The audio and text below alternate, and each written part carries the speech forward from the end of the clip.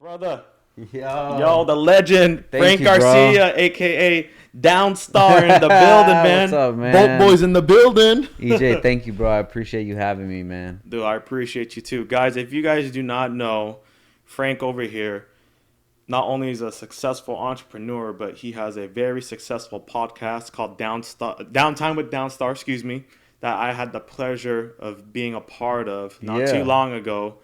And dude, I've been looking forward to this episode for quite some time because if you guys did not watch that episode, he was actually supposed to be on my podcast first, and I had a little issue. That's all good. Yeah, I have a seasonal eczema, and when he was, I think, on the way here, I had a little flare up, and I was just like, bro, it's not gonna happen. And I felt absolutely terrible because he did make a drive, which is a little far from where he's from, and dude, I'm just so happy, dude. Like, we connected. Your podcast was absolutely amazing. I enjoyed it. Thank you. It was definitely different. That was, I think, my 5th podcast feature. Yeah. Which was awesome. And like I said, it was very different, very fun for sure. Thank and you. again, just going in your podcast studio, oh man, it's everything as I aspire to, be having that own studio, your own place, your own like zen, you know what I mean? Yeah, Just that yeah. atmosphere and environment, bro. So again, I appreciate you, dude, just coming on here. I'm glad it's finally happening. Of course, man. Thank you for having me, man. This is a really cool spot that you have right here,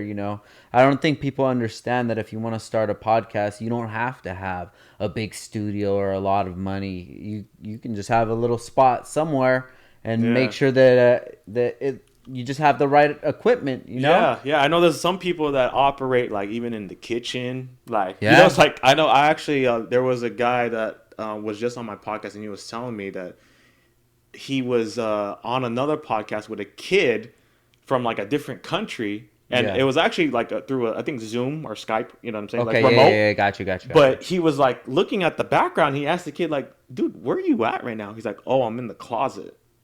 Yeah, dude. Could you Really? imagine that, dude? Wow. So like, shout out to everybody. Not even just podcasters in general, but just anybody who's just no matter what it takes, man. Just make it happen, dude. Yeah, dude. Even YouTubers, they're recording with their phone. Yeah. And they're making it happen from there, So these are kind of the day and age where there's not really any excuses. Yeah. You just got to go out there and get it. But dude, it's crazy how some people still make excuses. And at the time when I was starting this, even I made my own excuses. Yeah, you know what I'm saying? yeah. And I think it's it could be the result of a few things. One is like for me, for instance, I like everything to be kind of like perfect or high. Like I have high standards for myself. Yeah. But other people, it's almost as if they just kind of they don't want to put the time and effort into the research and like just knowing like, hey, you can record a podcast with freaking like Apple headphones or something. You know what I mean? Dude, with a recording app on your phone, But what I think what a lot of it is that people really don't have that physical example in their circle of people doing something and it turning out so true. to succeed. Yeah. It's easy to see people like us online and they did it from nothing, but these people really don't know who we are, or they don't know how we got here. Like, we could say whatever we want to say, but in their own life they don't have any example that showed them that hard work really does pay off. And I think that that's the biggest thing that holds people back, is that they're really just going off of their own strength. And sometimes their own strength isn't strong enough to take them over that hill. That's a good point, because I feel like some people are taking counsel, guidance, and mentorship from the wrong people. Yeah. There's that false narrative going around, and it's doing a huge disservice to the people who are really trying to do something. But at the same time, it's almost like it's that person's obligation to do their due diligence and be self-aware. Definitely. Of that, what's out there. So it kind of plays both parts, you know what I'm saying? Yeah, it's definitely in the person, man. They need to take responsibility for their own life, and I try to preach that as much as I can. Yeah. Is that there's no excuses out there. If your life is good or your life is terrible, it's only your fault. Yeah, and that's it. We spoke about that on my episode on your podcast, and that's why with all of the entrepreneurs out and in that kind of space, it's really popular to be a motivational speaker, but there's not really anybody that's giving the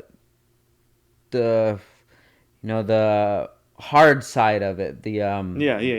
like Andy does, Andy Frisella. Yeah. Like that's why I gravitate so much towards him. Like showing that vulnerability. Yeah, exactly. Being transparent. Man. Yeah, exactly. Because everybody just shows the end result, but no one shows the journey. Yeah. And he talks about the journey a lot, man. And that's the kind of motivation that I use, the real life motivation, rather than just like unicorns and rainbows and things like that. You know? Yeah, no, definitely. And you know what's funny is I've been actually I don't want to say preach, but I've been saying this a lot lately because I almost feel like some people, they're kind of like afraid to tell their story or tell that, you know, the hardships and the struggles, like, you know, and they're scared of the perspective on them or what, you know, the thoughts and all that good stuff, you know what I mean, the hate, you know, whatever it may be, the opinions. And for me though, I kind of feel like we have an obligation. Like, you know what I mean? Like, I think some people are kind of like, why do I need to expose all my dark secrets and tell the world?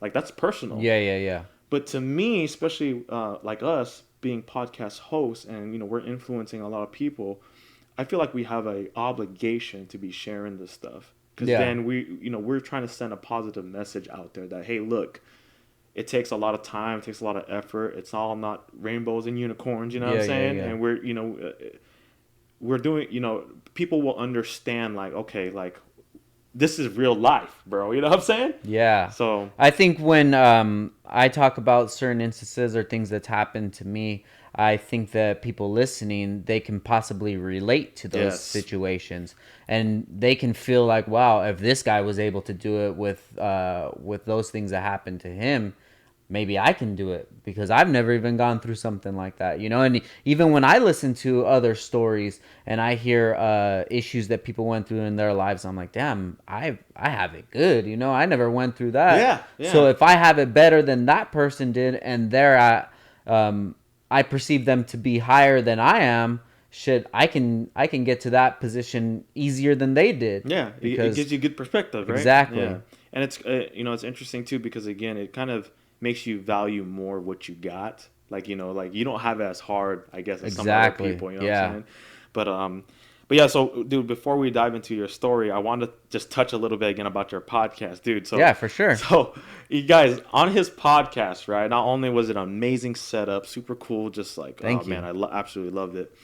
But this guy asked me like two of the most like right field questions, and I think the question was, since it's actually going to happen very soon, was do you believe in aliens and do you believe in ghosts? Oh yeah, it's coming up, man. It's coming up. Yeah. Right? Actually, I was just reading an article about it and how like they're trying to prepare and do all this crazy stuff, and yeah, dude, that's just so funny. But you know, the one thing I want to put out there also before I forget, and we dive into your story, is there is not one other podcaster aside from myself that I like to think at least that I know works on it as hard as you do. Dude, thank you. I got bro. a lot of respect for you, and you know we share that mutual respect for each other. You know, it's a grind, and you know, again, we spoke about competition a little bit on our episode on your podcast, but like again, when I see what you're doing, you know, congratulations on your 100th episode, by the way. Thank you. I see it like, man, dude, like it really inspires me, man. Like it inspires me to work harder. You know, we have like similar goals. We're trying to really make this thing big and make a positive, you know, a positive influence of some kind. And dude, when I see you like just grinding, man, and then like we were talking about how you went mobile and you were doing podcasts on the road, which we'll talk about soon in a little bit. I'm just like, man, dude, this guy is just like relentless. I love it, dude. Thank you, man. And we just spoke about that, right? How like some people don't have that guidance or that mentorship or that counsel to look up to, but sometimes you don't even need permission.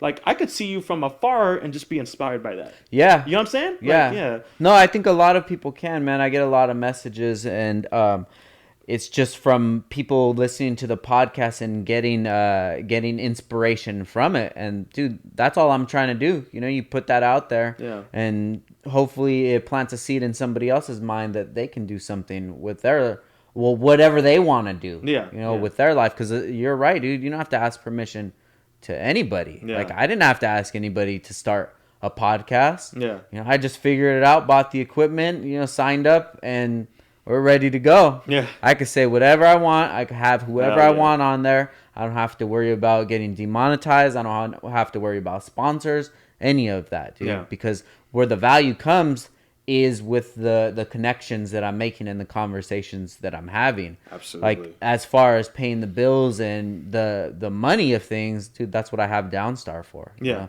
That's my job. That's my business. That's what I do. And this is a new journey that I'm on, and the money will come later, dude. I'm not really worried about that. Dude, I'm glad you brought that up, because probably the number one question that I get is, EJ, do you get paid for doing this? And, you know, of course, I'd be honest and say no, but now I've changed my answer. And what I say now is, yes, I do get paid, but not in the form of cash. There you go. In the form of relationships, there you in the go. form of building, in the form of future collaborations, partnership, in the form of just gaining that wisdom. Yeah. You know what I'm saying? I'm gaining wisdom right now just through our conversation.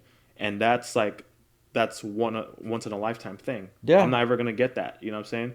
So again, like, for us to be podcast hosts, dude, it's truly a blessing. I'm sure you feel the same way. You know what I'm saying? Yeah, no, it definitely is, dude. And it's something that I've always wanted to do. I've been a fan of podcasts for at least the last 3-4 years.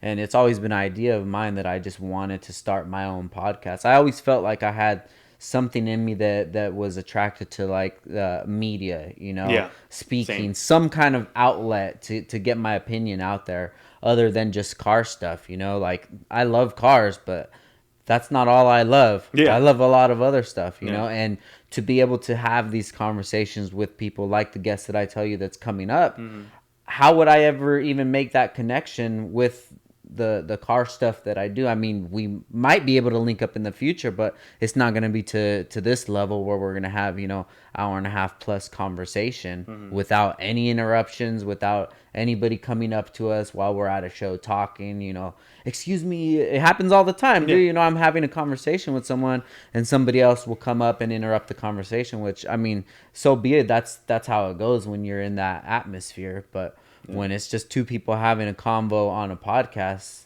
there's kind of nothing really like it, dude. Yeah, definitely. There's definitely nothing like it for sure.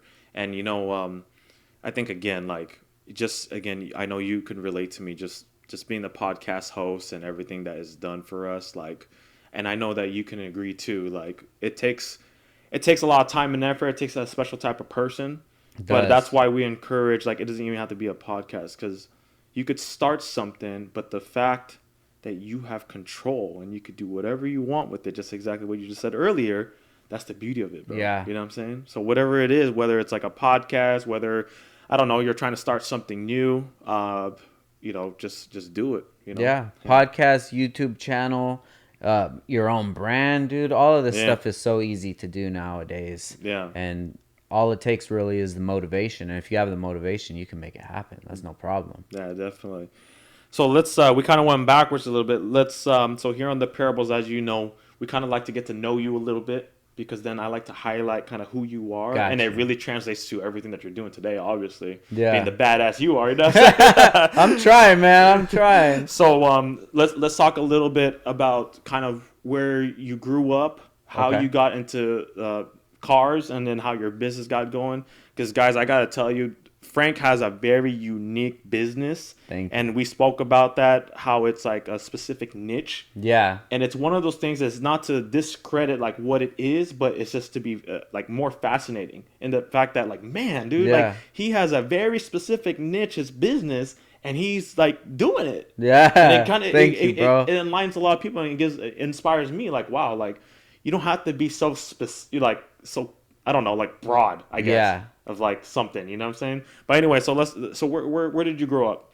So I grew up in Oxnard, California. Okay. I lived there pretty much all of my life, except from 2004 to 2007 when I lived in Northern Nevada. Mm-hmm. So growing up in Oxnard, you know, just typical Hispanic family. I had 2 sisters, my parents, and I was just doing my own thing, man. You know, I was pretty much a loner. I really didn't have many friends. I don't know. I really can't pinpoint what it was.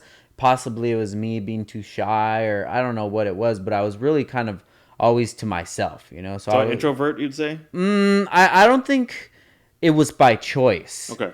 You know, because I would have loved to. I would have loved to have a lot of friends and, you know, to going to sleepovers and things like that. But for some reason, it just never seemed like it all meshed together. Okay. And, you know, looking back, whatever, 15, 20 years, I can't tell where I was at that time, my personality and how I was perceived from the outside. Yeah. You know, I could only think about how I thought from the inside, but maybe during that time, the signs that I was giving off wasn't something that that I don't know, that was attractive to have a lot of friends, you know? Yeah. There's certain people that have a lot of friends and certain people that are kind of like more to themselves. And I was more to my own thing, you know?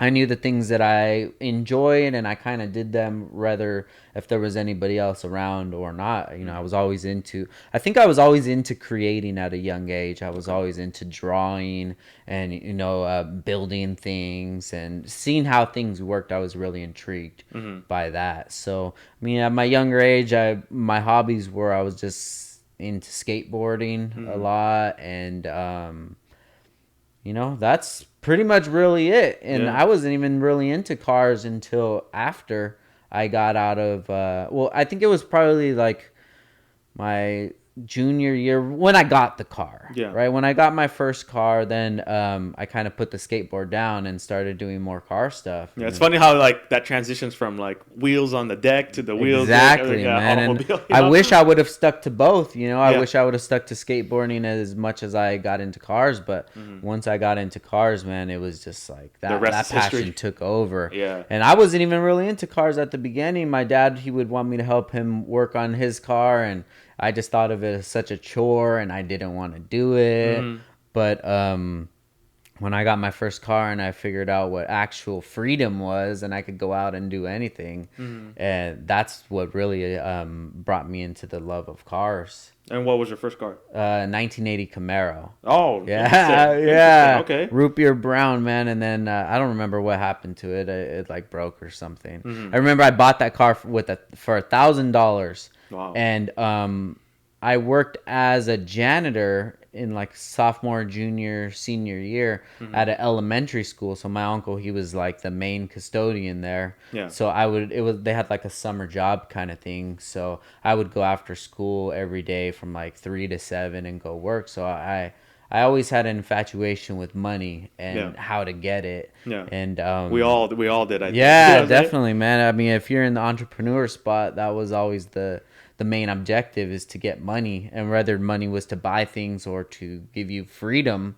you know, I was always I think I had like more of an unhealthy attraction to money at a younger age. Okay. In what aspect? Because I held it higher than anything else. Oh, I see what you're saying. And like that was like the top. That was the top, and I would do things that, you know, weren't really right to get money. And it's not like stealing or anything like that, but what I would do sometimes would buy something cheap at one store and go return it for store credit at another store.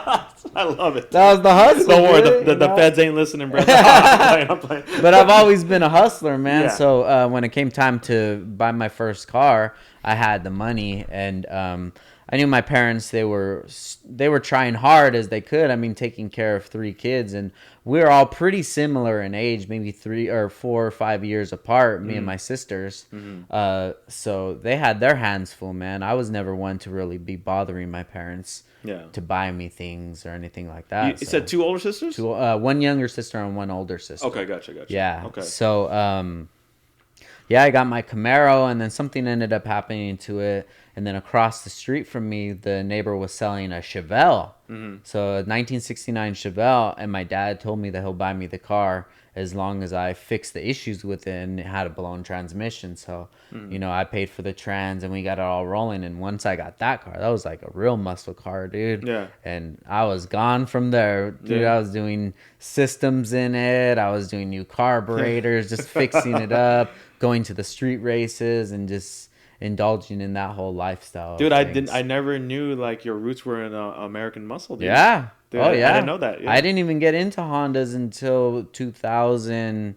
I'd say probably like 2006. 2006, okay. Yeah, somewhere. So I had the Chevelle, and, you know, going street racing and things like that, and just living that lifestyle, the Thursday night meet at In-N-Out, and just loving that. And then the opportunity came that my parents ended up buying a house in northern Nevada, a city called Gardnerville, which is right next to Carson City. Okay. So they told me, yo, do you want to move with us? I was already of age. I think I was like 20 at the time.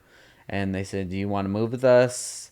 We'll buy you a new set of wheels for the Chevelle. And I said, yeah, I'm out of here, dude. Because I didn't have anything to keep me in Oxnard besides friends, you know. But so were you so around 20 years old? Yeah. You weren't going to college. You were just working, or were you going? I was working. I worked at a stereo shop for a little while. I worked out this countertop place. It looks like granite, but it's not. It's called Corian. Okay. So it's like a cheaper style of granite. Okay. But basically, you would get these pieces of countertop, and my job would be that I would have to come in at, I think it was 7 a.m. and just sand these countertops. Sand it or smooth it out and stuff? Sand them, smooth it out. So, dude, this is like my first taste into the workforce.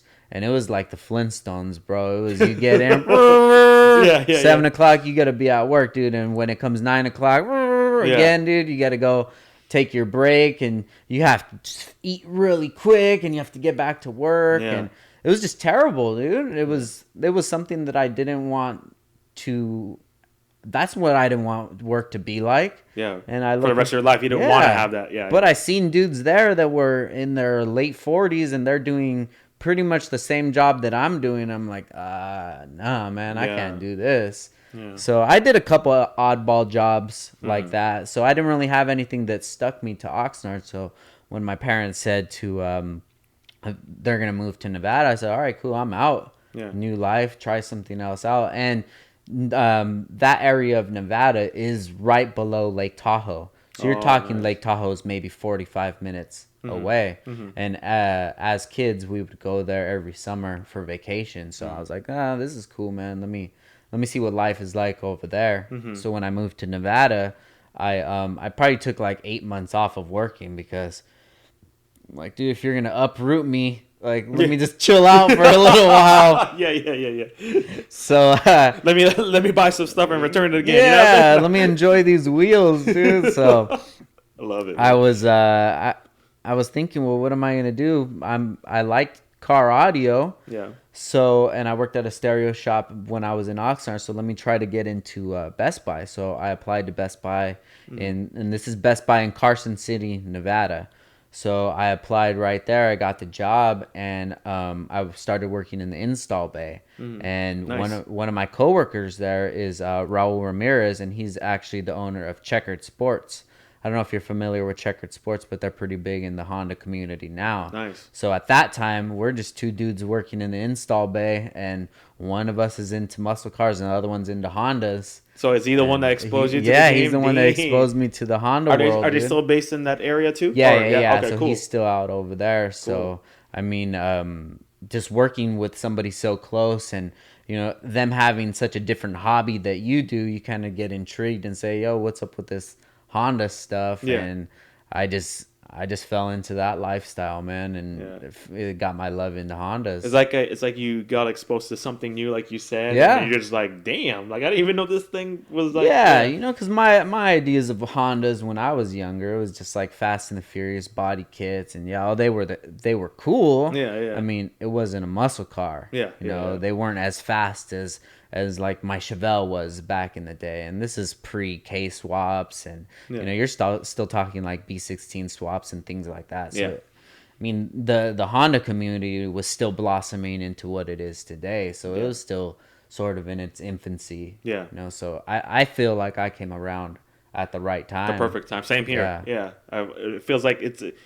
And we'll probably talk about it a little later. It feels like it's in like a whole different like phase of its like, I don't know, like where it's at as far as a community, but I feel like the same way. Like I feel like I got in like at a like the fun times where people like, you know, you do the meetups, you go to the meets and rep with your crew and kind of like, you know, put on the sticker what you're repping, you know, things like that, dude. So that's cool. So when did you get your first Honda?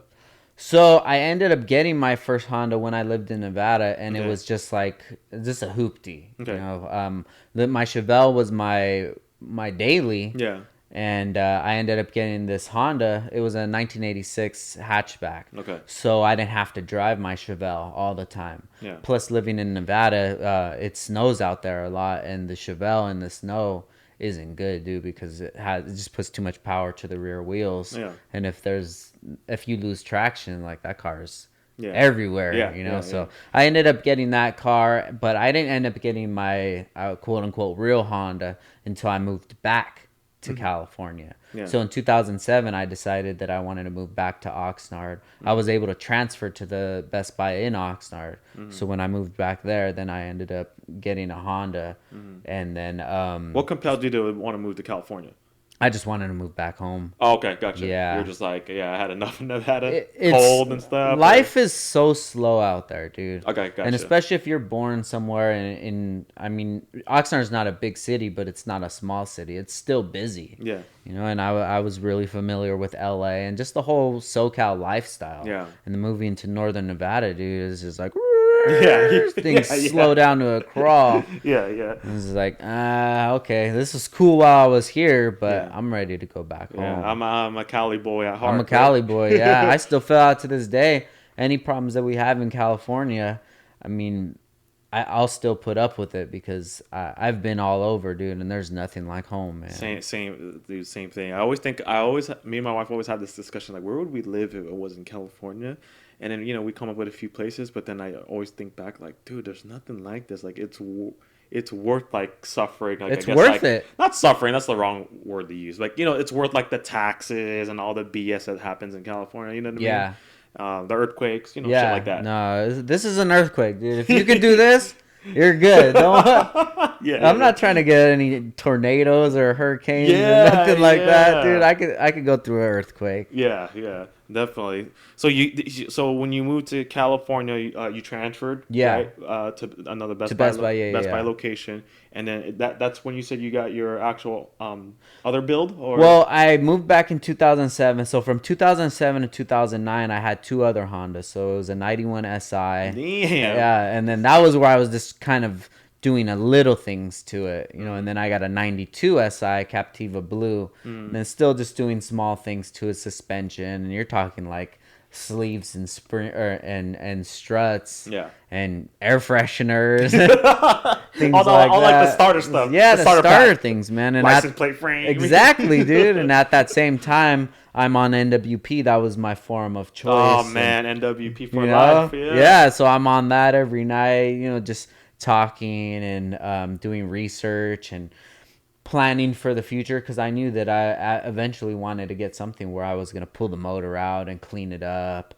And that's when I ended up getting my right-hand drive. It was in January of 2009. Nice. So Raul, he was big into getting right-hand drive cars. So even when I lived in Nevada, I would always see him pull up every other day with a different car. Yeah. And he would pull up with right-hand drive EK, EGs. And at that time, I was more fascinated with that it was a right-hand drive rather than the actual chassis itself. Yeah. And so I got that connect from him, where to get the right-hand drive. So he was the plug. Yeah, he was the plug, man. So I ended up getting my SIRS in 2009, and that's the car that I started the business around. Yeah. Because when I got the car, it was missing a lot of pieces, because obviously it was from Japan. The motor was out of it, so I bought the chassis itself first, and then the engine later. So it's missing a lot of parts. Yeah. So I'm on NWP asking people, hey, where do you guys get these nice bolts at? And nobody was really telling me. It was like their little secret. So I found a place that actually supplied them, and I put them on my build thread, and then people asked me. But then when they asked me, I said, hey, I got them. How many do you want? There you go. And then people always ask me, like, did I get a loan or how did I start? I was like, dude, I started with no money. I started with the customer's money. Yeah. Because they sent me the payment before I even sent them the product. Dang. So I got the payment, got the product, sent it to them. They put it on their build thread, and then it just went downhill from there. Dang. So you basically, what you did was you had the plug. You knew you could get it, and it was reliable, you know, and once people saw it on your build, people were like, hey, where can I get that? It's like, just like I was asking. Yeah. Yeah, and that's kind of how it all started, huh? Yeah, dude, and that was just my hustler mentality kicking Kicked in. in, yeah. But I mean, that's something that I was very familiar with, because even in high school, that's where the name came from, Downstar. I used to sell CDs back in high school. Nice. So you're talking when I was it was probably like 2001, 2001. I would burn CDs and I would sell them at school. Yeah. And that's what the company so name awesome. was Downstar, because I was into skateboarding and I liked the brand Dark Star, and I was like, dude, I want to come up with my own brand. I was like, well, what about Downstar? Yeah. And so that's the origin of the name. That's the origin of the name, Nice. man. If you look in, I have a picture that I post every once in a while from my yearbook of my sophomore year. It was sophomore or junior year, and there's a picture of me with a Downstar shirt on. And and it's saying like something about students starting their own business or whatever. But yeah, that's where it came from, dude. And I had a list. The list had a cover page that said Downstar, and I would pass it around in school. And it wasn't just rap music, it was all types of music. Anybody that had CDs, I would borrow it from them, dub a master copy, and then add that to my list.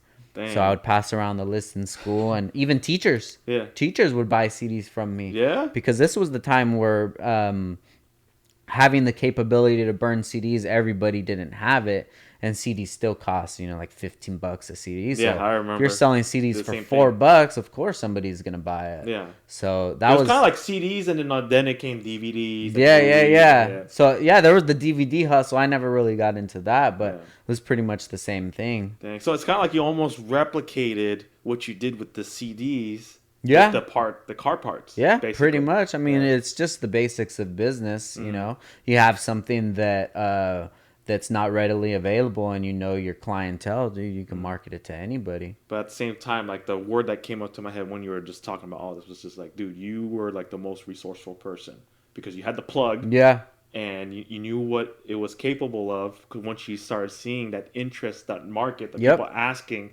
and then from there, like, I guess it's safe to say it was straight from there, like organic, like as far as like it was word of mouth, like, hey, where'd you get that? They put it on their build, and people are asking them, like, oh, I get it from my boy Downstar. And then because at that time I was working full-time at Best Buy, and I didn't have any idea that Downstar was going to turn into a business. It was just another side hustle. I've always had side hustles throughout my whole life, whether it was CDs or Beanie Babies or whatever it was, dude. I was always selling something. And when I started Downstar, it was just like, okay, cool, now I'm gonna make an extra whatever, $20 a week, $60 a week, whatever it would be.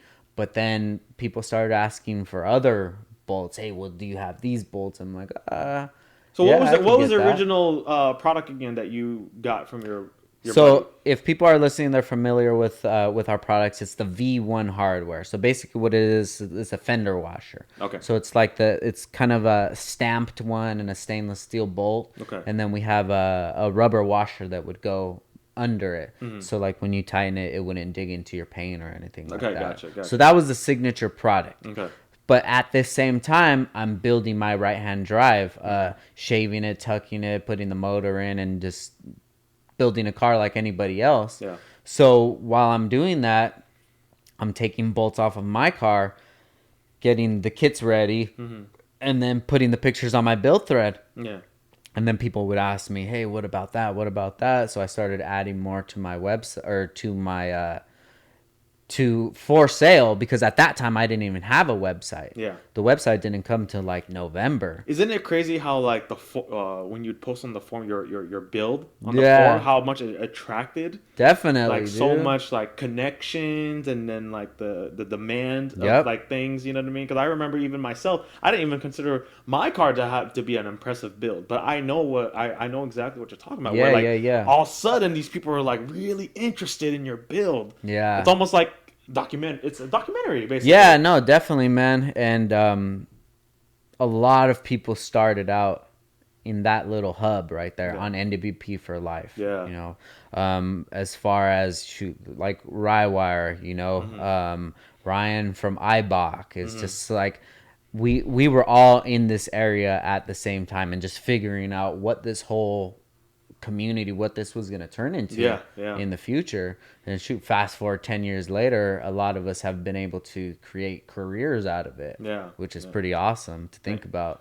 So when you started to make your other products, it was just based off what the other people were asking, like, hey, like, do you have this, or what's that on your build? Sort of, yeah. Okay. It was I was adding it to my build because I figured if I can make these bolts look good, I wanted to do the rest of the bolts. And the more I started doing that, the more people saw interest in that, because at that time there was nobody really doing that kind of stuff. There was a couple companies, but the price that they were selling it at wasn't something that a typical Honda guy would have done. Would be able to afford? Oh, okay. So it was very high. At that time. Okay. Yeah. So when we came into it, we pretty much set our own prices in the market and said, okay, well, this is what this kit is worth. And I mean, that was something that really helped us out because I was ahead of the whole game. You know, I was able to set the prices for everything. And for businesses now and ones that have seen what we've done and seen that it's been a successful business model, like they're marking their prices around our prices. So it kind of helped out everybody, because I could have just said, well, I mean, just give me $20 and you know, but no, I kind of, at a time when I seen the ball, it was rolling, I foresee it being something in the future. So I kind of took it like a more strict business level than just like, oh, I don't know, you know? So it's like you knew you had control of the prices. You didn't want to mark it up like 1,000%. Like you kind of like knew what was comfortable. I knew that this was a fair price, because if people are buying it, then of course, and I'm making my money off of it. Like, this is a good middle ground to be in. Because I could have raised the prices and maybe got less sales, or lowered it and got more sales. But I found like the nice, simple spot to be in. And that was when it turned into more of like the engine kits and things like that. But the fender washers, it was just $1. And that was the initial product. And that's what it still is right now, $1 to this day. So if you want to get the V1 hardware for the fender washers or whatever, it's like our entry level product. It just starts out at $1. And just starting out, it was just a simple product, but it was something that people didn't have readily available to them. So it helped out with their builds. You have like their original product. It's almost going to be like a very prized piece, like it's Supreme or something, right? Yeah, I mean, at the early stages, I didn't think that it was ever going to get to this point, so I did lose a lot of things in the history of the business, but now I look at it a lot differently. So could you do me a favor for the audience out there who are not really into cars? So again, can you kind of describe to them what your products are? To give them a better idea. Okay, so if you're not really into cars, when you pop the hood, there's going to be a lot of bolts under the hood. So if you're not really familiar with that, you're just going to think that they're whatever regular bolts, and that's what they need to be there. But the stuff that we sell is it'll be either stainless steel bolts, or have machined beauty washers, and you're talking machined out of billet aluminum, anodized different colors, and basically nowadays we can replace every bolt on like a EG, DC, EK, top to bottom, every single bolt. The EG, EK, and all stuff. All he's saying is those are the chassis codes for the different models, Civics, the different Civics. Yeah. But you guys do other cars besides. Oh yeah, definitely, man. We do everything. Yeah. But that's where it all started at, because that's where the passion started, was in Hondas. So basically, what it is dress up hardware, like jewelry for your engine. That's pretty much I love that. The best way to put it. Yeah, no, I love it. And the only reason why I asked that question is one, not only for the audience to get an idea, but I almost see it like, again, these are like bolts and dress up wear. So it's almost like the same thing as if like, you're remodeling a house and you need like these specific bolts or material. You know what I mean? It's almost the same thing. Yeah. So, and again, I'm so fascinated by the niche of like how specific it is, and you made it into a business. Yeah. Like I said, that's why I'm so fascinated by it. Dude, I say that myself, I don't think of the product as something revolutionary. It takes care of a service and it does its job, but at the end of the day, it's nuts and bolts. Yeah. But to me, bolt boys. But to me, if I can make a business selling bolts, dude, I can make a business doing anything. Yeah. It's like, that was pretty much one of the tests in if you're able to be successful or not. Yeah. You get a product that's not super desirable and make it desirable. Mm-hmm. And with the success of the business, I figure I can make that happen with anything. Mm-hmm. And it's just like when I was selling CDs, I knew the formula. People are gonna want this music, and they don't want to pay these $15 prices. Mm-hmm. Like, let me give these people what they want. Yeah. And the product that we offer was something that they knew, that they wanted, but they didn't know that they wanted it. So Yeah. I had to show them that they wanted it. But the Bolt Boys obviously was totally different because the CDs obviously would have became eventually illegal, but at least this yeah. Yeah, so I was definitely walking a tightrope back then, but I love it, dude. Whatever, dude. Dude, so again, going back to your story, tell me, when did you realize that it was an actual like real business? Like, holy crap, I got something special here. Kind of walk me through when you like opened up your first shop, things like that. Got you. So 2009, I start in April. Start selling them on NWP. Start selling hardware on NWP. Which, by the way, I want to interrupt real quick. 2009, guys, after the recession. Yeah. All right, just want to point that out there. Okay? Right after. Keep going. So good thing that recessions really don't hit our demographic, because kids will spend money on anything. They really don't care. It was like shoes. Yeah. Same thing. Yeah. So 2009 April, I started the business, and when I say business, I mean that's when I've had my first sale. Nice. You know? So in November is when I started the website. There was this guy on NWP, and he and I were really cool, and he told me like, yo, you need to start a website. It'll make things a lot easier for you, rather than facilitating every single order. Yeah. Get the PM, send them the invoice or what have you. Yeah. So I started the website. Mm-hmm. And PM means personal messaging through that form on that website where people hit them up like, hey, where can I go? Can I get some? Can I get 10 bolts? Or whatever? Yeah. Even at that time, when I had the website, I still didn't feel like it was anything but a side hustle. Yeah. So 2010 comes around. 2009, I went to the iBach meet, and I debuted my car there. Mm-hmm. And dude, I was parked in like the loading dock in the furthest area away from everybody, but I was just excited to be there. Yeah. So 2010 comes, I end up having my first ever booth at an event, and that was the iBach meet. And guys, sorry to keep interrupting. No, you're good. iBach, guys, was like the Super Bowl of meets back then. Yeah, and I think it still is. Still, man, they're still. I mean, I know they're like East Coast. They do. There's a tour cities. now. Yeah, a tour, exactly. But it originally started in Corona. Yeah, from where I'm from. Right, like 10 minutes from here. And what's funny? Just to add, I always felt like, man, going to iBach meet. This is hometown. I gotta represent. Yeah, but I didn't represent. But anyway, keep going, dude. So that was my first ever vendor booth. Was at iBach. It was like $300, to set up a tent. So I was just my hustler mentality. Yo, if people on NWP like my stuff, I'm selling stuff. So you're talking maybe from May. So from April to May, a little over a year, I've made obviously some sales on the website on NWP. And a lot of people that are on NWP were going to be at the iBach meet. So I just saw it fitting, like, yo, let me get a booth, let me set up. And we ended up having a successful event. So from there, I kind of thought like, oh, this could be something. I could put my money into something and get a return out of it. Yeah. So I started doing a few more shows, and I actually ended up going to Tennessee to Import Alliance. So that was my second flight ever. My first flight ever was when I was like 16 to go visit my sister in Stanford. So my second flight was a risk for the business. Yeah. Not knowing that at that time, I'm just like, oh, let me just try this show out. I kind of just did the logistics of everything, what a plane ticket would cost, what the hotel would cost. They gave me the booth space for free since I was coming from California. So just a booth space. You didn't bring your car there, obviously. No. Yeah. Okay. Yeah. Okay. So I ended up having friends that were going to be at that event. Okay. And friends with people that I've met on NWP, conversations that I've had and things like that. And with your products on their car too, or?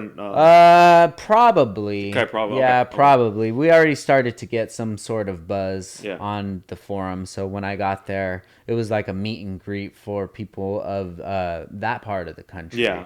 So going over there, and I ended up having another successful event and just noticed that, man, this can be something. So 2010, I kept hitting up events. 2011, kept hitting up events, going harder and harder, and just seeing the brand growing, adding more products. And at this time, I'm trapping out of my bedroom, dude. So you're talking about, I have one little space probably as big as this table with little cabinets on it that had bolts in it, and that turned into a 6-foot foldable table next to my bed. Damn. So I would wake up in the morning, open my laptop, have the table right there. So fascinating, dude. And then I would have on the table, I had another cabinet. It was something that you would get at like Home Depot, a container, something like that, with little drawers on it. And were you still working at Best Buy? Or? Yeah, at the same time, working at Best Buy. Woo, let's go. And I had the rolls on the table where I would cut and seal it, put the bags in. So I was doing everything out of my bedroom. Yeah, but nobody ever knew that. Yeah. You know, I always said we when I was on the forums. I always made it seem bigger than it was. And I feel at the end of the day, if you're getting your product, if you're happy with your product, that's all that matters. You don't need to see the behind the scenes of it. Yeah. You know, they don't need to see any of this, what's going on here. Yeah. Like from the camera view to here, the audio, that's all they need to see. Yeah. That's all they need to know. Dude, everyone thinks this podcast studio is like huge, all like crazy, and it's nothing. Not to discredit it, because I did put a lot of hard work into it, but yeah, it's exactly what you said. Like, as long as you're providing the service, the value, and the product, it doesn't matter. That's all that matters, you know? So at that time, I'm just... it's going really good. Things are going good. But it wasn't until in 2012 that I start noticing that my PayPal deposits are bigger than my checks.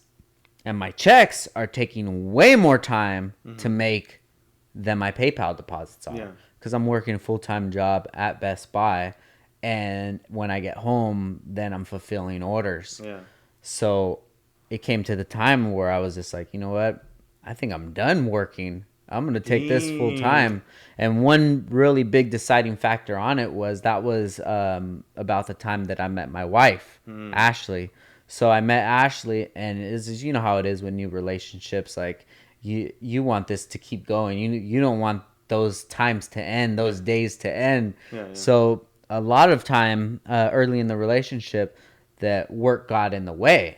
You know, I have to go to work in the morning. Yeah. So I wanted to sleep in, you know. I wanted to cuddle and have breakfast, and that's where my interest was in. Yeah. And then I'm thinking in my head, like, man, why the hell am I even going to work? Yeah. I'm going to make like, $100 or something like that. But you came to the realization that basically if you were to go to work, you're almost wasting time because you're not making the money that you're making with Downstar, and in addition, the time that you're spending with Ashley. Exactly, man. So the value of not having a job was weighing out the value of having a job. That's so crazy. Are you guys hearing that right now? That's a huge pivotal moment that all of us, including myself, will eventually realize, is what Frank just realized. Yeah. There, again. Could you repeat that one more time?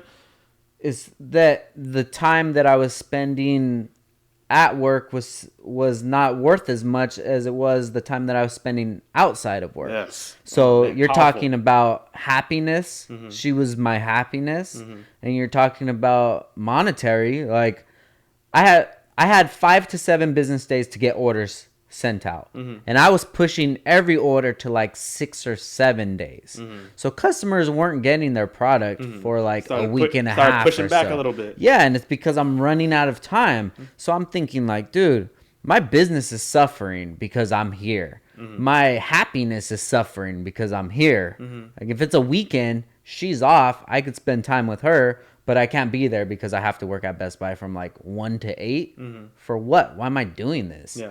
So it came to a point where I was like, you know what? I'm out, put in my 2 weeks, and it lasted like a week. Because I was like, I'm not coming in today. You were like so over. Which is really irresponsible, but the business was taken care of. Yeah. Because when I worked at Best Buy, that was a big preparation for being a business owner. Yeah. Because the install bay is like a separate entity from the shop, from the store itself. Yeah. So me being a lead position at Best Buy, basically all I did was go into there, get my register, have them let me into the install bay, take off the alarm, and that's it. Yeah. Okay, we'll see you guys at the end of the night. Yeah. So I handled any issues that we had, any scheduling. I took care of everything. Well, me and my team. Yeah, I took care of everything. Dude, see, I'm so glad you bring that up. I feel that's so important because obviously you working in that, in that bay at Best Buy, you almost like as if like you took all that experience and it's almost similar to, what your business. Yeah. But I think some people out there, they don't realize, and it's hard to, especially if you're just like, you're discouraged, you're hating your job, whatever it may be, right? But some people don't realize that their current situation, you could be learning and gaining all that experience, for your next phase of your business or the next phase of your life. Yeah, and it's such a shame, man, is because people really don't know the value of time. But time is really the only currency that we do have. Mm-hmm. And when you're spending this currency with a company doing whatever kind of job, say the most entry level job is like working at a McDonald's, flipping burgers or packing fries or what have you, that's the entry level. But if I was to lose everything and start working at McDonald's, I would be the GM of that McDonald's within a year. Yeah. Because it's like, okay, this is where my time is being devoted to. I'm going to be the best at my job so I can keep moving up the ladder. Mm-hmm. It's just like playing a video game, dude. You play Tony Hawk Pro Skater and you have the whole game to go. It's like, are you just going to stay on the first level? Yeah. Because you're just like, this is where I'm going to reside now. It's like, no. Yeah. When I worked at Best Buy, I knew that this was an opportunity to figure out how to work my own business, the ins and outs, and what kind of issues would arise. Mm-hmm. And say it would be an unruly customer, I'm trying to figure out what I can do myself without involving management to be able to rectify this situation. Yeah. And dude, we were able to do that so many times because I don't know if it was more of that I wanted to help out the customer or that I didn't want management to be in my business. Yeah. Look, let us do whatever we're going to do. Mm-hmm. We're going to come in here. We're going to make money. You give me this budget. Budget's $300. I got you. We're going to make that. Don't worry about me. Don't bug us. Don't worry about scheduling. Do your own thing. If this is all you expect of us, that's it. So it was definitely safe to say you're a totally separate department from like the whole. Totally separate, dude. And there would come points where we were making our own schedules. We would go to lunch whenever we wanted. We would have barbecues there. And like, if my task is to make this money and I'm making the money, just leave me alone. Yeah. Let me do whatever. Right, he's good. I'm good. Yeah. And because what a manager is, that's a babysitter for every department that's going on. Okay, there's a problem over there. Okay, now there's a problem over there. There's a problem over there. There's never a problem in the install bay. Yeah. I got everything taken care of. Just do me the respect. Leave me alone. Mm-hmm. And there was a long time where it was like that. Mm-hmm. And we would make our own schedules. And dude, we would have like Friday, Saturday, Sunday, Monday off. One person would. Yeah. And then you would work however long. And then you have like 4 days off. So we had it made for a while. But once they started throwing wrenches and things and putting their nose into it where it doesn't need to be in there. Like, we're taking care of business. Leave us alone. Micromanaging, dude. This is like, I'm out. Yeah. This is not worth it. Yeah. But all that stuff that you learned there definitely played into how you modeled your business. Definitely, especially customer service, man. At Best Buy, customer service is the number one goal for the company. Mm-hmm. So I took that with me. Yeah, and I remember we on the podcast on our podcast episode when I was on, we spoke a lot about customer service. You know what I mean? We spoke a lot of how that plays a huge role in your business. So, dude, I applaud you, man. Thank you, man. It's just freaking amazing, dude. What? You moved locations too, right? So kind of just go real quick. Like so the business was established. Clearly, you quit your job, right? And then you secure your first location, right? And then you moved or something like that. So I'm all this time I'm still working out of my room. Yeah. So then I end up moving to another spot. Have a designated room for the business. Mm-hmm. So I shared a place with a roommate. So I had 2 rooms. I had my room, and then I had the other room, which was the office. Mm-hmm. And at one time, there was myself and 2 other employees working in like a bedroom, probably not as much bigger as this. Mm-hmm. And that's where all the sales were coming out of. Mm-hmm. That's where everything was getting shipped out of. And it wasn't till 2016, I believe, we moved into our first retail store. Dang. And that's where we're at to this day. Okay, so it's the same one. It's the same place. How did it feel when you moved into that? It was cool, man. It was dope because I would have a lot of people that would come down to visit,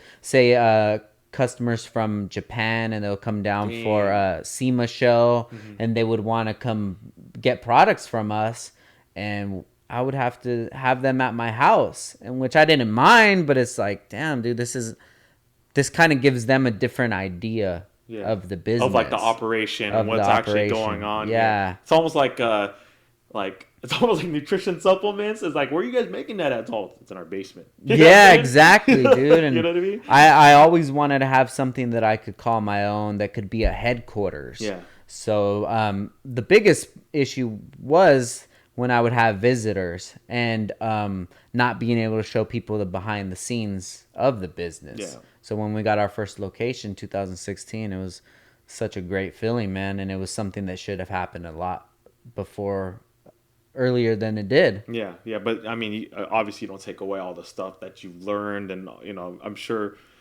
even though you feel that way, that you wish you have done it sooner. It's all a journey, man. Yeah. Right now, I should be doing something that in the future I'm thinking that I should have done earlier. But it's like, I don't know yet. So true. So know? true. And it's just like the conversation we had about like the podcast. Like I said, bringing on people here. I just want to have my own space. Yeah, no, definitely. Where I can definitely. show people behind the scenes. It's not my personal home where it's like, that's my home. Yeah, and now how the shop has evolved, dude, I feel honor and pride having people come to the shop and to show it off, and then to show the podcast studio. Oh, I felt it when you were giving me a tour. I was like, my man. And then, like I said, like the energy, like the inspiration it gave me, I was like, dude, this is lovely, man. Thank you. I appreciate it, man. It's just like, Downstar is a representation of me. Yeah, absolutely. And I want to be able to represent it the best way possible. So even with the podcast studio, I want people to know that I'm taking it seriously. Yeah.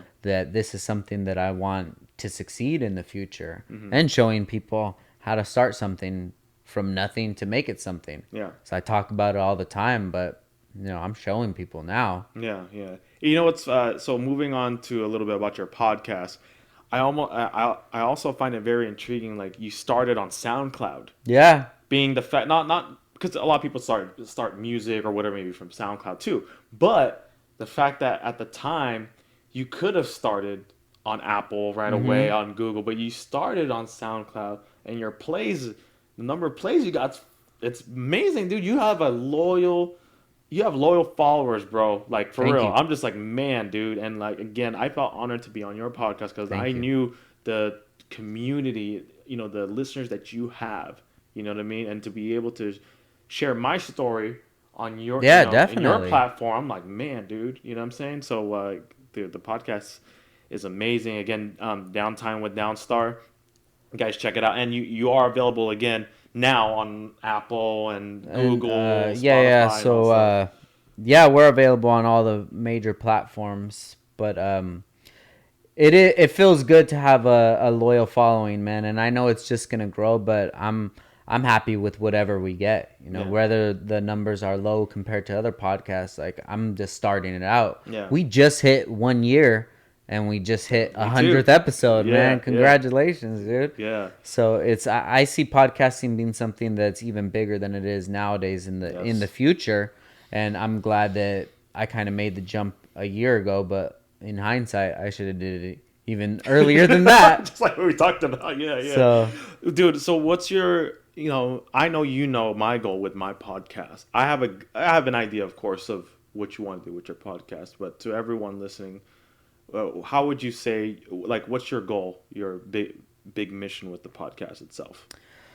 For one, it would be giving the spotlight to people that regularly wouldn't get the spotlight. I've always felt that I've been in that certain position. Even with Downstar, the success of Downstar, the rarity of a business like that. We're not selling turbos or wheels or anything that the market is huge and there's a history to look back at it and to see how to grow, like I pretty much started out with nobody to help me out, nobody to ask questions to. And I still feel that way. Yeah. And I feel that nobody was ever around to give me that chance, let me talk about my story. Yeah. So I want to be that for people who I can see them trying hard and trying to push forward in their life, and I could be that outlet for them, no matter how big or small the platform is. I think what people love is just to be heard and just to feel like the work that they're putting in is being recognized. Yeah. You know, and that goes back to me being like a loner back in the day. Is like I learned how to be my own fan, you know, my own support system. But I know that a lot of people, they're not like that. And sometimes it'll just take like a small encouragement. I mean, you and I both do that with each other. We'll just shoot each other a message, and I'm pretty sure it's when I come to your mind or you just come to my mind. Yo, I see him hustling. It's not about, yo, repost this. Yo, can you hook me up with this? It's like, yo, I see you hustling, bro. Keep at it. Because I know how much work it takes. So my idea is to give people a platform. But I mean, the other thing behind it is that cars isn't my entire life. And I think a lot of people would think that all I want to do or all I want to talk about is cars. But dude, music is as big as a passion of mine as cars is. And I always say, if it came to the choice of picking modifying cars or listening to music, dude, I would definitely pick music. Yeah? Would you be like, what? Would you be like a rapper or what? No, it's just the whole culture of it. Okay. Growing up with, you know, the hip hop culture, it really played a big part in my life. Before cars did, you know, it was just something big, and that's something that I'm really into. But I was trying to figure a way how I can get cars and music mixed together. And I feel that having conversations with people, getting to figure out why they do what they do, why they made the decisions that they made, and how they got to where they're at. Like, I see a big value in that. And I mean, I just thought that podcasting was the next step to make. And the next natural way to mix everything in that I wanted to do. And now that I'm getting back into skateboarding, we have Downstar Skate. I started the company because my son, he got into skateboarding. And when I was a kid, I wish I had my own brand, you know?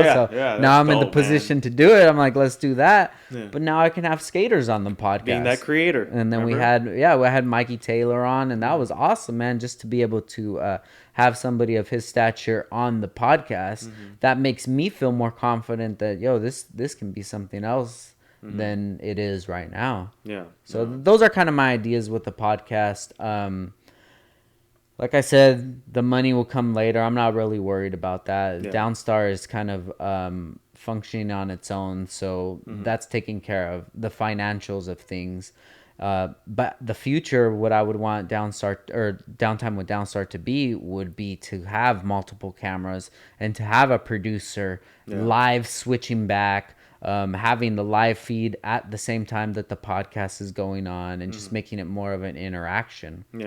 Basically, you stick to being what you do as the creator, navigating the conversation, being the host, and everything else kind of just, you know, let it plays itself. Because right now I'm not 100% of it. I'm 110% of it. Hey man, you know, just like you. Hey, everybody out there who listening, just know that me and Frank are one of the few podcasters out there who do everything themselves. 100%, dude. 110% everything themselves, man. So that's why I have that mutual respect with you. Thank you, man. You know, we have that respect for each other because we know what it takes.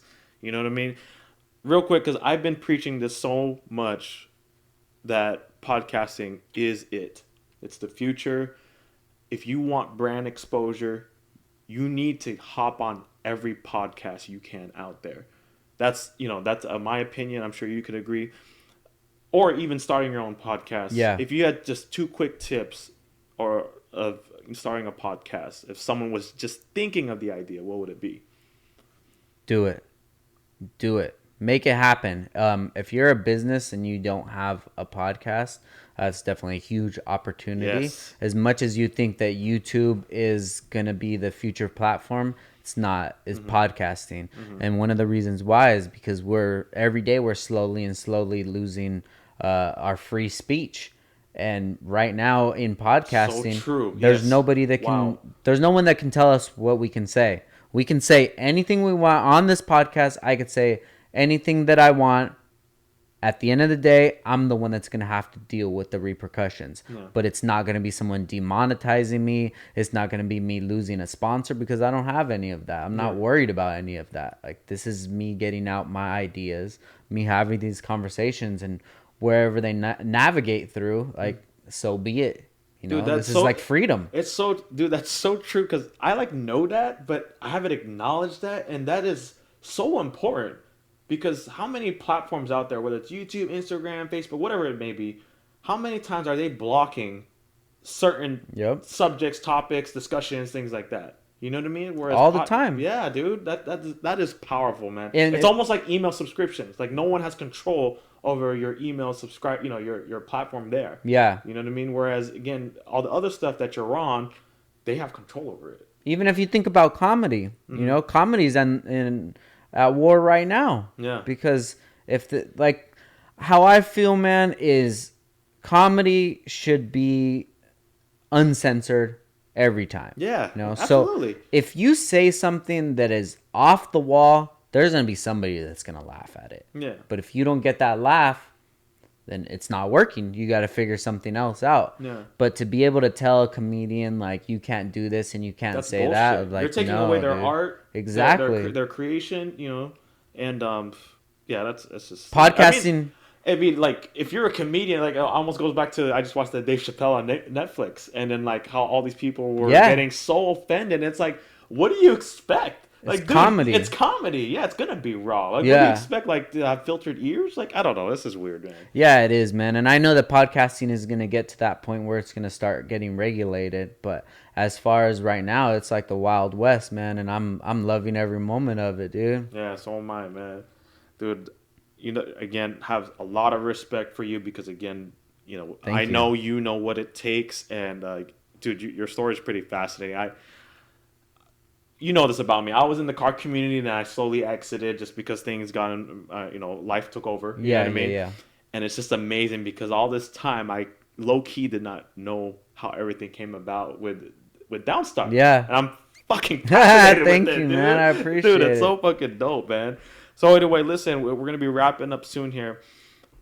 It's so funny. When I knew you were going to be on my podcast, and after I was on yours, and you asked me those fucking questions, I was like thinking, man, what am I going to ask this mofo? You know what I mean? What am I going to ask him? Let's go. You know what? It's not going to be something crazy like that, but it's going to kind of go back to who you are, your story. I don't know why. I just feel, I'm curious to know what's something that, as an entrepreneur, as a hustler, that person you are, that mentality that you have, what's something that really just annoys the shit out of you? And it could be like related to business, it could be related to entrepreneurship, or it could just be like something that just really annoys the shit out of you. What's something like like, oh, like, I can't stand, like, get me out of here type of thing. Like, for me, it's negativity. You know what I mean? If I hear negativity, I'm like, I don't even want to be here. I don't want to talk to you. Like, I don't like that energy. Like, Got you. What's something? I feel that one of the biggest flaws that I see in people that really turns me off is accountability. Yes. People that aren't accountable for their actions or what happened because of their actions, like, I can't deal with that, man. Yeah.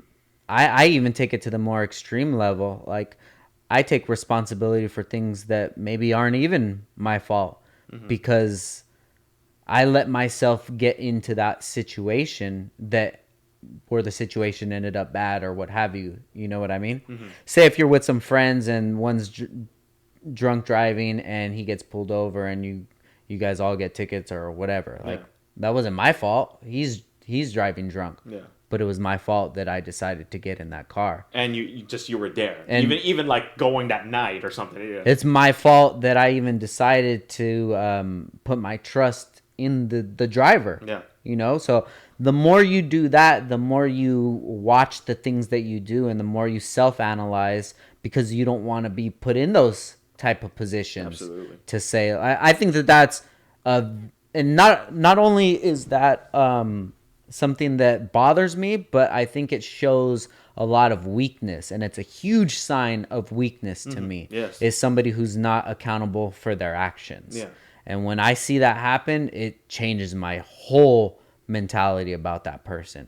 I don't care if they're successful. I don't care if they have a huge following, whatever it is, dude. When I hear that, I'm like, whoa. Yeah. You know? Yeah, so just people who don't take account ownership of Yeah, their shit. and I think that, I agree with you. People that hate, that's a big one too. But how I feel about that is I just don't think that these people have reached their full potential. So they're putting off their negative feelings, but it's actually a way that they feel inside. Yeah. Like it's a form of jealousy, you know, and envy. Like, why is this person insecurity? And you know, I feel for them. I feel for people like that because you know, I've been in that position before when I was younger and less mature. You know, I would think on the same ways.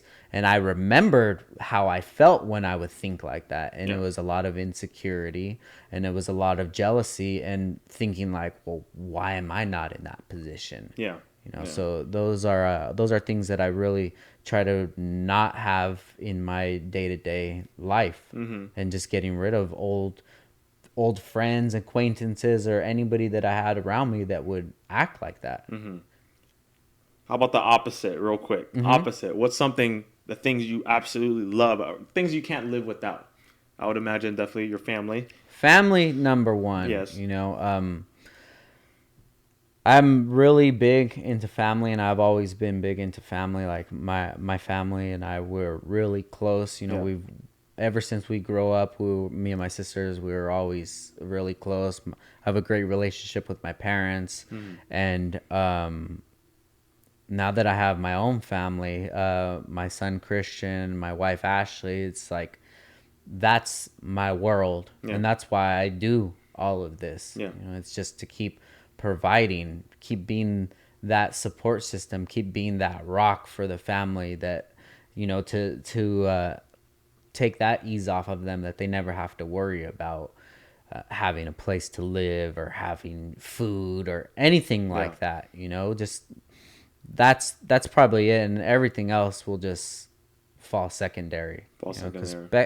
Back in the day, like I said, I had a unhealthy relationship with money, and right now, like, I don't even think about money, and it's not because I'm just loaded. It's because it's a tool to me, and at this point, I don't need this tool.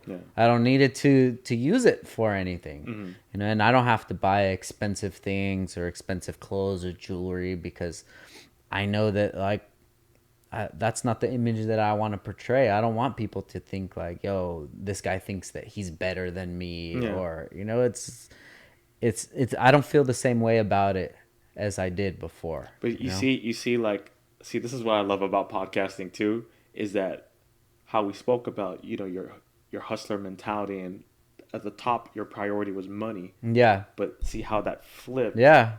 The older you got, you know, the journey that you went through, all the experiences, you being a business owner, you starting your own family, and now that's the least priority. Yeah, man. It's fucking nuts, dude. Yeah, it's dope. And I think I definitely still have the hustle, but the hustle is about creating now. I think that, you know, family's number one, but number two would be creating.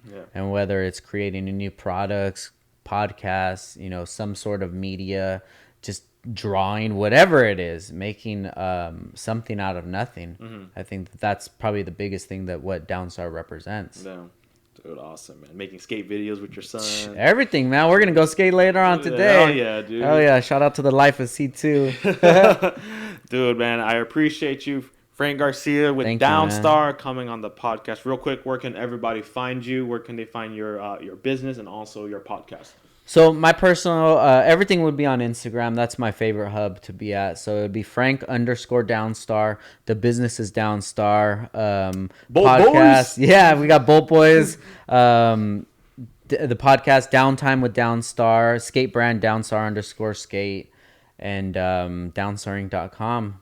And That's pretty much it, dude. Yeah. I love how you streamlined everything, man. I'm on there hustling all the time, man. Yeah. If you find one of them, you'll find everything. Yeah. But I just want to congratulate you, bro. I've been watching what you've been doing, and appreciate it. I admire some of the guests that you've had on, and that's like a huge accomplishment to even get to where you're at today.